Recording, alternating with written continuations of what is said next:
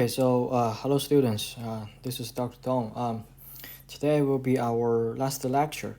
So because this is the second last week of the semester, and after in this week we're going to review the algorithms and data structures that we learned in the semester, and then next week we will have the final exam. So first, let's look at the four different topics or chapters that we have learned in this semester.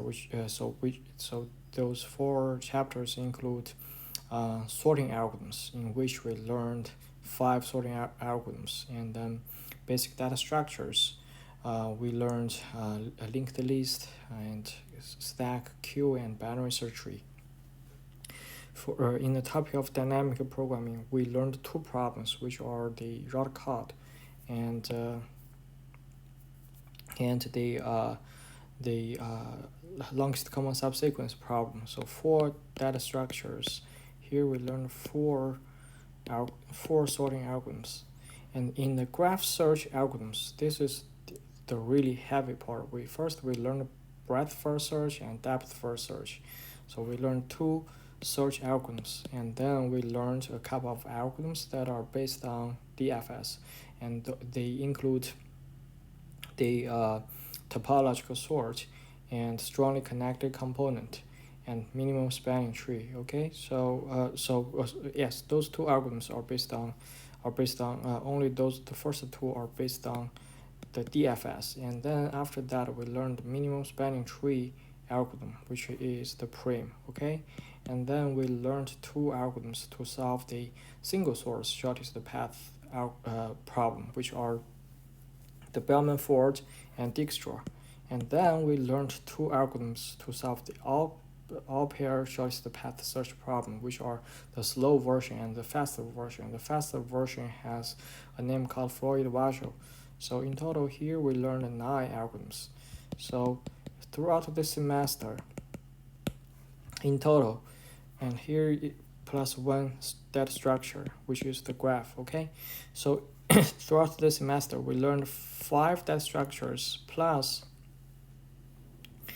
15 algorithms.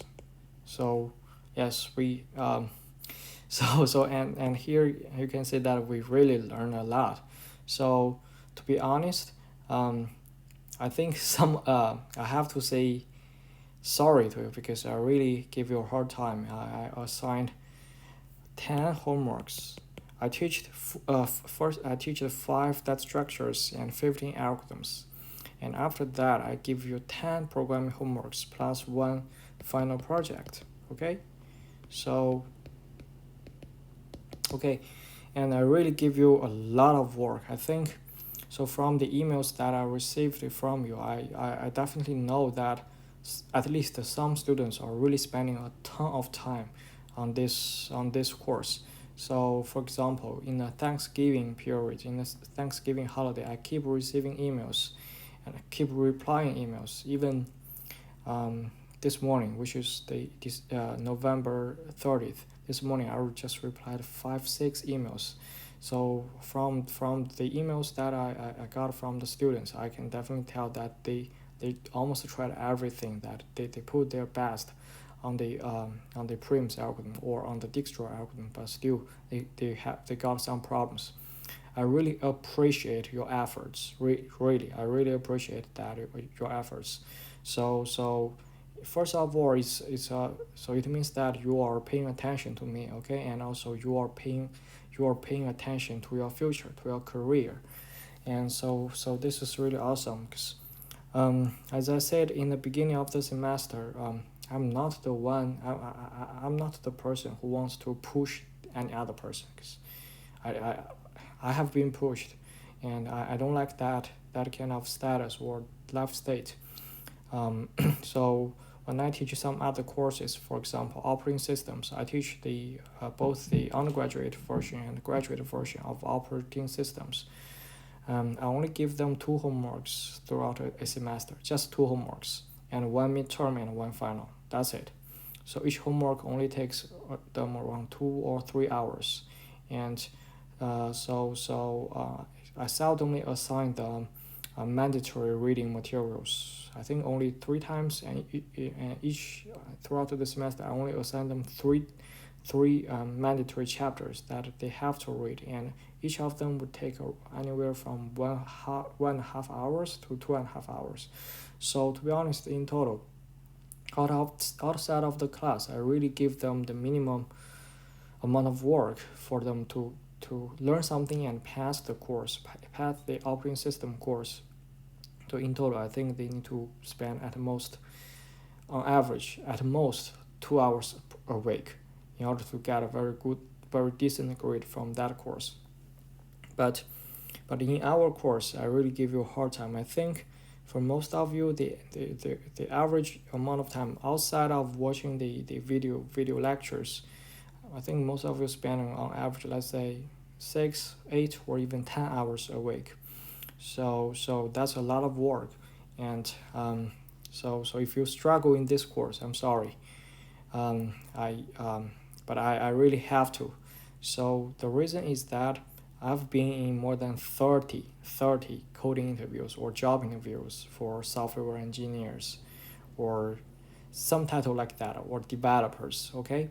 So based on my personal experience, the most important thing, course, that are related to your job interviews is this one.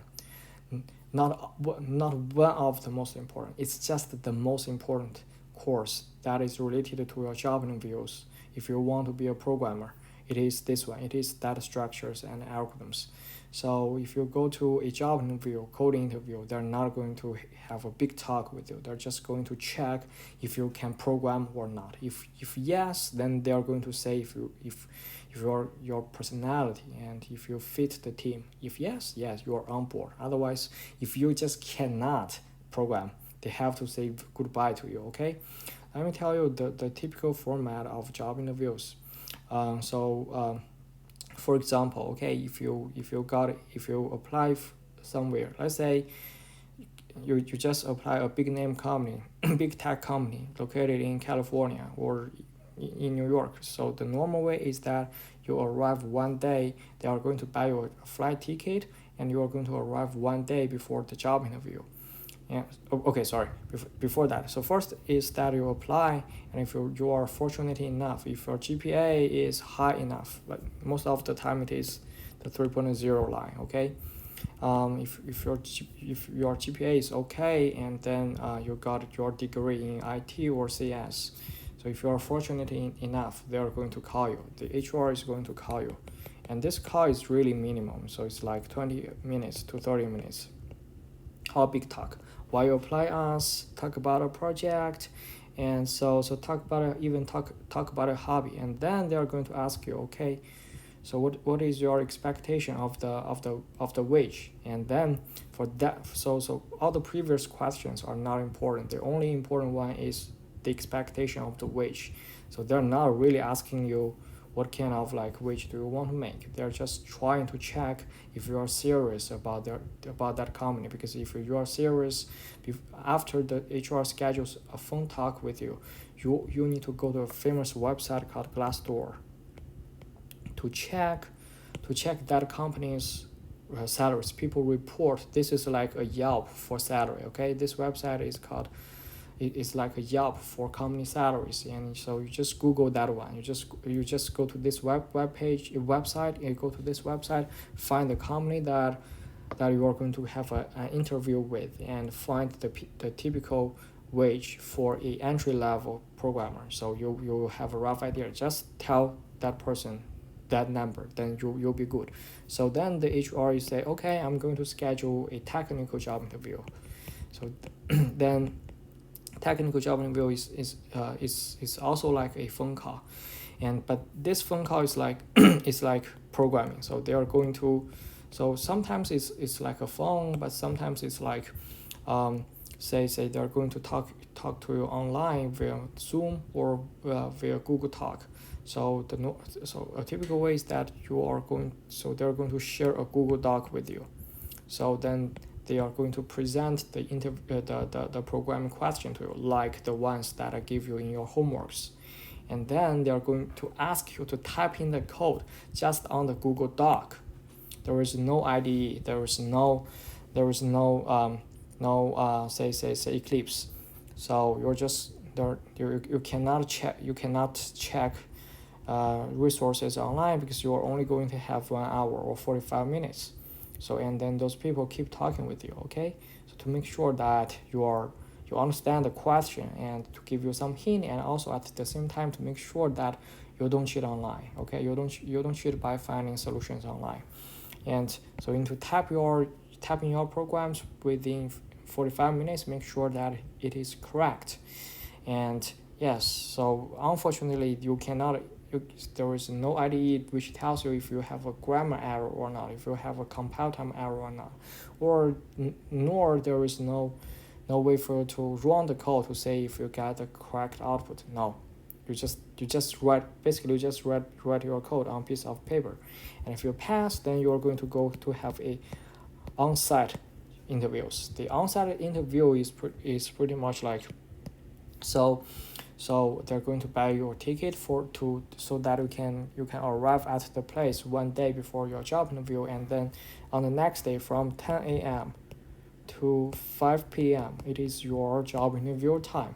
So you're going to have 7 rounds of interviews, which includes 6 code interviews plus 1 lunch. Okay, the lunch is also an interview. Basically, you are going to talk with a group of people, and which are potentially your teammates. They're going to evaluate if you can be a good teammate or not. So the most important thing here is those 6 coding interviews. Those 6 coding interviews, it's almost for sure that one of them is going to be sorting, and then one of them is going to be basic data structures. 1 or 2 of them is going to be basic data structures. Like the most frequently asked are linked list and binary search tree. Okay, and then so 2 questions are going to be related with dynamic programming, and 1 or 2 is going to be related with graph. So here, as I said previously, for sorting, basic data structures, graph, for this type of questions, okay, so it's pretty much like what we discussed before. They ask you, they give you the question, they throw the question to you, and you are going to write on a whiteboard or on a piece of paper, and so within 45 minutes, make sure that your code is correct. So so for these 3 parts of questions, so the sorting, linked list, and graph, is relatively easy, because as long as you are prepared, you should be able to work them out. But for dynamic programming, even I have been in more than 30 job coding interviews, I'm not very confident at this part, because you are going to, as I said before, you have to reach a mathematical formula and translate that formula to a DP program. Okay, so this part it really challenges your intelligence or the logic of computer science. So that part is really hard. This is the most difficult part, and I mean, for me, that 7 hours is like a month or at least a week. It's so long, because your head is going to be burned. So you just go to back to back code interviews, and you cannot make a mistake. So that's the reason why I push you so hard in this course. I want to make sure that at least when you learn this course, you understand these algorithms, so that at the time when you are about to enter the job market, so you need to be prepared, right? You need to have set up some time to get yourself prepared. My personal experience is that 3 months before I apply jobs, I just started reviewing this book, reviewing this course, and review every algorithms.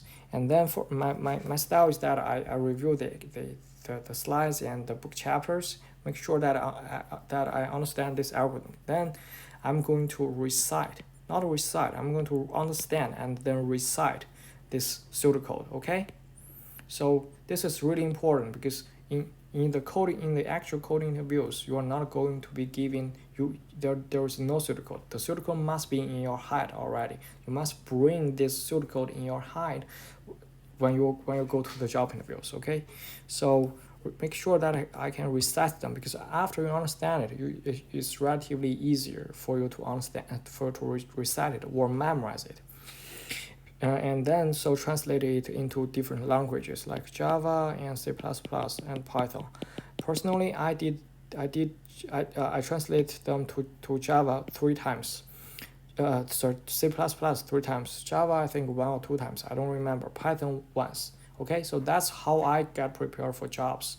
So every time I want to look for an internship, I went through this process. So that's why I said I have already gone through this book more than 10 times. I'm very, very familiar with every algorithm in this book. So because that is what the employers are asking for you, okay? So are expecting to check you, okay?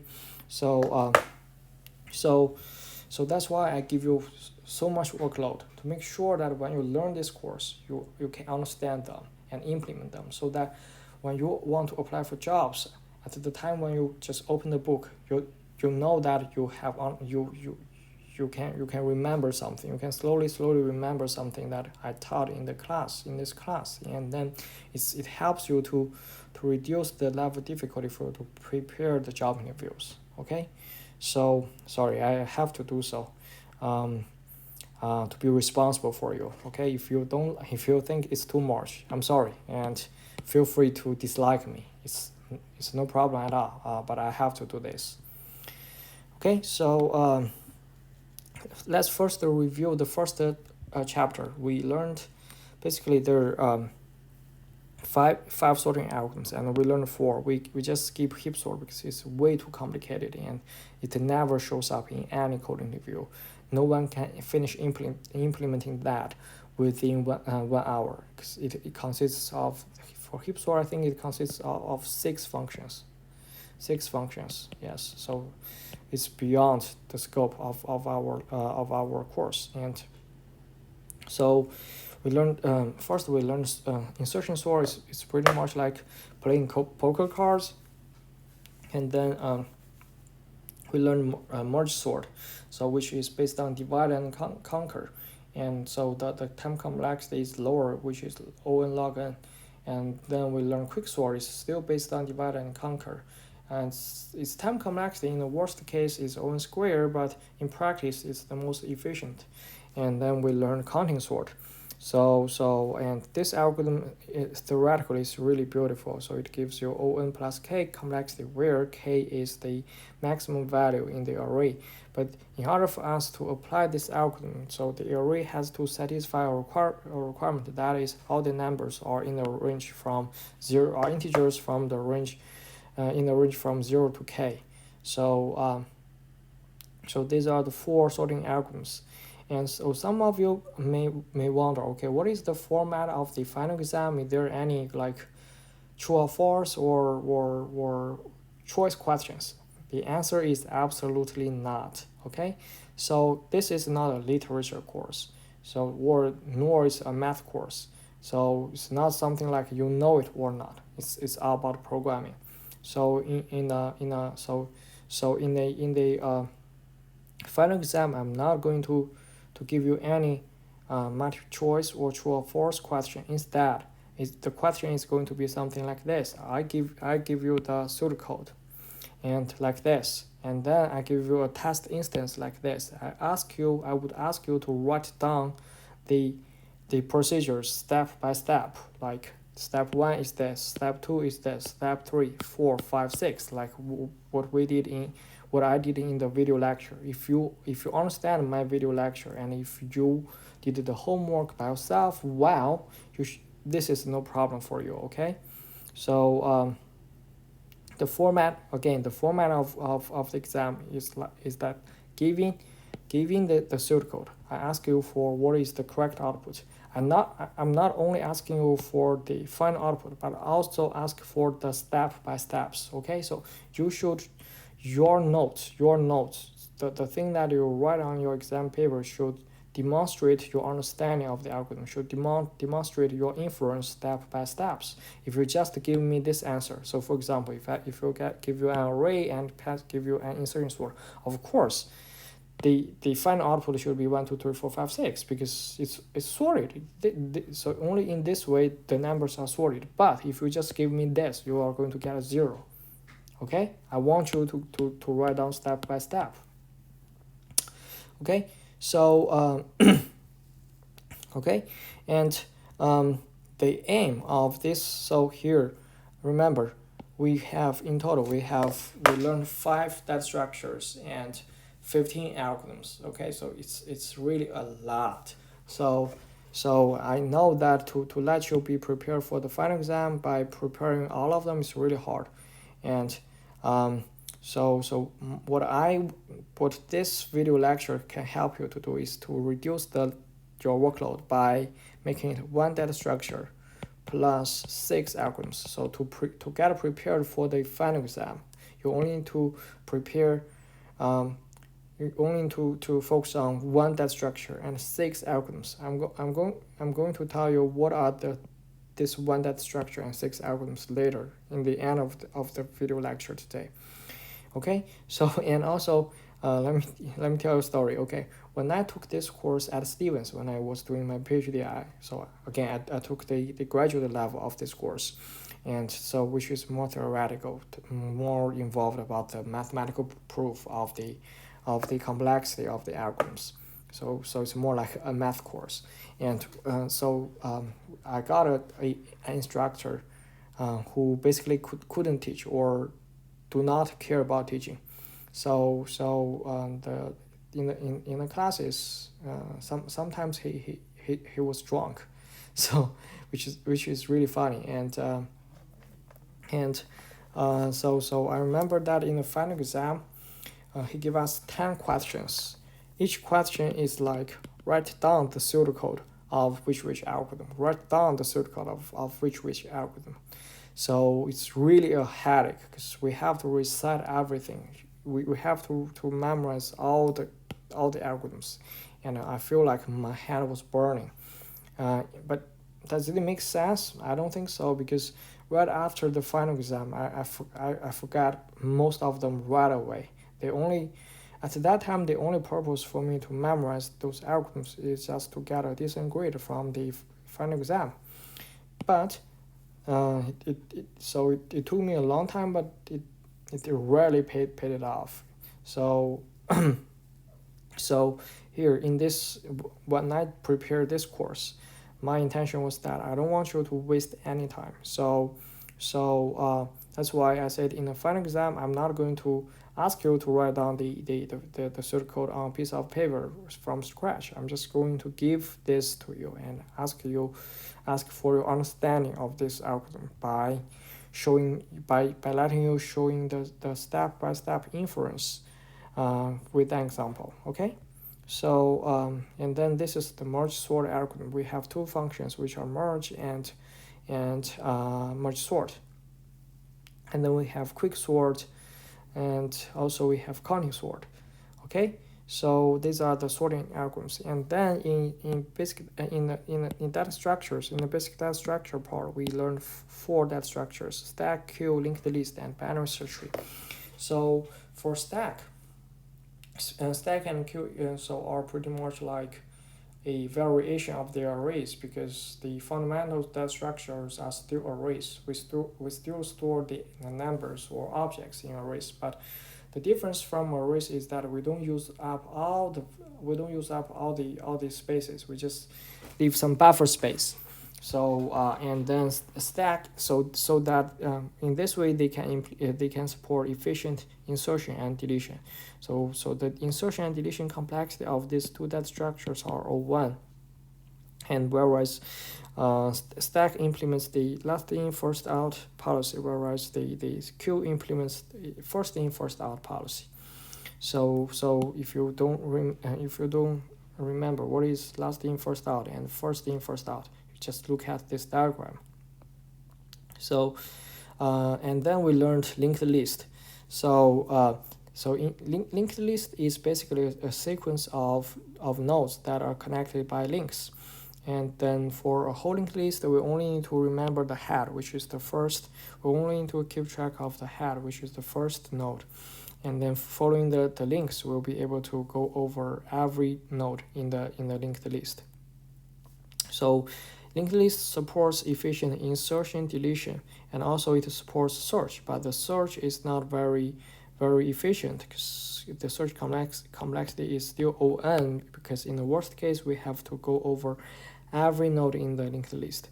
So to improve the search complexity, we learned a special structure named binary search tree. So first, to understand what is a binary search tree, we need to understand what is a binary tree. Binary tree is a tree structure where every node can have at least can have at most 2 children nodes. So this is a binary tree. And then for a tree to be a binary search tree, it has to satisfy the binary search tree property. That is for giving a parent, left, and a right child. Okay, so it has to satisfy this relationship. Left child is less than or equal to the parent, and parent is less than or equal to the right child. Okay, so in this data structure, we learned 7 algorithms, which includes the traverse, search, minimum, maximum, successor, insertion. For deletion, we just skip them. Okay, so for traverse, there's 3 different orders, which are in order, pre-order, and post-order. So the in order is like we visit the parent between the left and right child. For pre-order, it's like we visit the parent between the 2 children nodes. And then for post-order, it's like we visit the children nodes before the parent. So one of them is going to help us to print out all the numbers in the array in ascending order. And this is this one, because left is less than or equal to parent, and right is less than or equal to parent is less than or equal to right child. So this is the pseudocode of in-order tree work function. And then the most important function for binary search tree is search. So the search process is like this. So for example, if we want to search for the value 13, we start from the root of the tree, because 13 is less than 15. We're going to to skip the right and just focus on the left part. And then since 13 is larger than 6, we are going to the right part. So this part is forget about, is ignored, and then we're going to reach the node that includes the value 13. So the search complexity of a binary search tree is OH, where H is the number of levels in the tree. And we have a mathematical formula to show that H is larger than or equal to log base 2 log base 2n, but smaller than or equal to n. So it's between log n and n. So when H is log n, so we got the minimum search complexity. So this is the search algorithm for binary search tree. And then we learned dynamic programming. We said dynamic programming is basically a philosophy for us to solve problems. It has some similarity with divide and conquer, because the idea is that given a large problem, we want to focus on smaller problems first. But when we are using dynamic programming to solve problems, we basically cut a big problem into small but overlapping parts. So here we got some overlapping parts. So these 2 overlap at here, and these 2 overlap at here. So in order to avoid repeatedly solving the same overlapping subproblems multiple times, so the idea is to store the solutions in the memory. And next time, if we want to resolve the same problem, we need to check if we have resolved it before. If yes, we just retrieve the solution from memory, and then we avoid wasting time on the same problems. So this is the general idea of dynamic programming. In dynamic programming, we learn 2 problems, and we say that in dynamic programming, for us, the programmers or the developers, the fundamental question is that to translate this mathematical formula into a dynamic programming algorithm. Okay, So if you see a mathematical formula like this, where the left-hand side is the optimal solution to a big problem whose size is n, whereas the right-hand side is the optimal solution to a problem whose size is n minus I. Since I is larger than 0, n minus I is definitely less than n. So we say on the left-hand side we have the optimal solution to a big problem, and then on the right-hand side we have the optimal solution to its sub-problems, okay, or small problems. And then at this time we should apply dynamical programming. In other way, after we say such a mathematical formula, we must have the instinct to relate it to dynamical programming. This is the ability that you must have in order to pass the coding interviews. Okay, so this is the solution for, this is the pseudocode for the route-cut problem, and then this is the problem definition for longest common subsequence problem. So this is the mathematical formula. On the left-hand side, we have the optimal solution to a big problem whose size is I times j, I by j. Whereas on the left-hand side, we have the optimal solution to the problem whose size is I minus j times I minus 1 times j minus 1. This is a sub-problem, and this is a big problem. So similarly, we have the solution to a problem whose size is I times j minus 1 and I minus 1 times j, also sub-problems. So the optimal solution to a big problem incorporates the optimal solution to a small problem, and that is called the optimal the optimal substructure property. So and that is where we should be able to use dynamical programming. Okay, so this is the pseudocode of longest common subsequence problem. And so if the longest common subsequence problem shows up in your final exam, the format is going to be like this. I'm going to give you this pseudocode and a test instance. I'm going to ask you to write down the array, or the matrix B and C, like this. You have to write it down like this is B and this is C, and fill in the numbers and arrows in B and C, etc., etc. Okay, so something like this.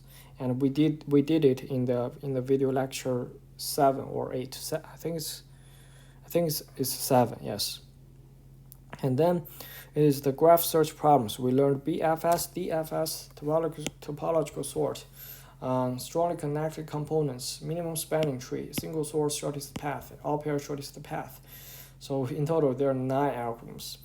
Since we just finished this part recently, I'm not going to spend too much time on them, on these algorithms. But instead, I'm just going to be straightforward with you. Okay, so among these algorithms, so I'm just going to tell you which one shows up in your job interviews. This is first BFS, and second minimum spanning tree, which is the Prim's algorithm. Shows up in the final exam. It shows up in your job interviews very frequently, and then it is Dijkstra. Okay, these are the 3 that you have to be very familiar with if you are serious about a code interview. Okay, so because at least one of them is going to show up. So in the so then you know which one you are going to focus on when you are preparing this final exam. So, and then in the last, I'm just going to be straightforward with you. Okay, so so to be prepared for this exam, our final exam, for the sorting algorithm part, you need to focus on, instead of focusing on 4 algorithms, you only need to focus on 2, which are merge and quicksort. In the basic data structure part, only focus on binary search tree. In dynamical programming, just focus on route cut and longest common subsequence. And then for graph, just focus on Prim and Dijkstra. So in total, there is only 1 data structure plus 6 algorithms. So if you are familiar with, if you pay attention, if you watch every video lecture and understand it, so in how long would it take for this data structure, it's going to probably take you longer because it involves 7 algorithms. So I would say around 1 hour. And then for this 6 algorithms, each of them is going to take you half an hour. Okay, that's just half an hour, and then in total it is 4 hours. So instead of like spending 20 hours preparing all the things that we have learned, so this video lecture can reduce your workload from 20 hours to 4 hours. I think so it's really worthwhile for you to watch it. And most importantly, I want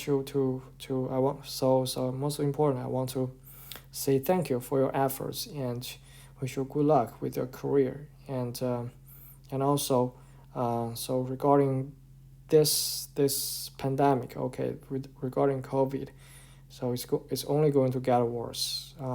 So at least by next February, that's my expectation. So stay safe.